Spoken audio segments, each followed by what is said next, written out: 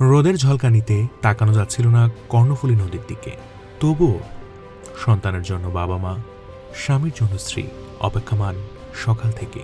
চোখে ছলছল জল আর হাতে ফুলের তোড়া নিয়ে দাঁড়িয়ে আছে চট্টগ্রাম বন্দরের এনসিটি জেটিতে।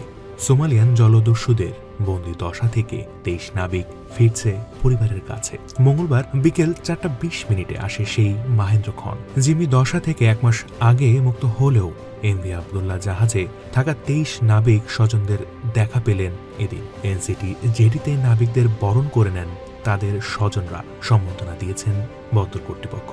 গেল মার্চ মাসে মোজাম্বিক থেকে কয়লা নিয়ে দুবাই যাওয়ার পথে সোমালিয়া উপকূলে জলদস্যুদের নিয়ন্ত্রণে চলে যায় এমভি আবদুল্লাহ। জিম্মি হন 23 নাবিক। এরপর থেকেই শুরু হয় দুশ্চিন্তা আর সহি সালামতে দেশে ফিরে আসার অপেক্ষা। মঙ্গলবার 14 মে অপেক্ষার অবসান ঘটিয়ে দেশে ফিরলেন নাবিকেরা। স্বজনদের সান্নিধ্য পেয়ে আবেগে আপ্লুত হয়ে পড়ে সবাই। কেউ কাঁদছেন মাকে জড়িয়ে, কেউ কাঁদছেন ভাইকে জড়িয়ে, আবার কেউ বা স্ত্রী সন্তানকে বুকে জড়িয়ে। স্বজন ফিরে পাওয়ার আনন্দ অশ্রুতে আকাশে বাতাসে তখন স্বস্তির নিঃশ্বাস, যে বাতাস ছড়িয়েছে পুরো বাংলাদেশ।